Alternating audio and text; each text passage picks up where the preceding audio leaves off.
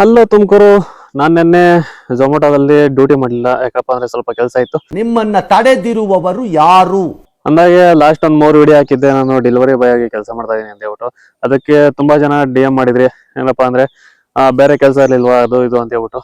ಅಯ್ಯೋ, ನಿಮ್ಮ ಲಜ್ಗೆಟ್ ಅವ್ರು ಕಂಡ್ರಿ ನೀವೆಲ್ಲ. ನಿಜವಾಗ್ ಐ ಟೆಲ್ ಯು ಆನೆಸ್ಟ್ಲಿ ಹೇಳ್ತೀನಿ. ಮತ್ತು ಎಷ್ಟೋ ಜನ ನಿರುದ್ಯೋಗಿಗಳು ಹಳ್ಳಿಯಿಂದ ಸಿಟಿಗೆ ಹೋಗ್ಬಿಟ್ಟು ಮಾಡ್ತಾ ಇರೋ ಕೆಲಸನೇ ನಾನು ಮಾಡ್ತಾ ಇರೋದು.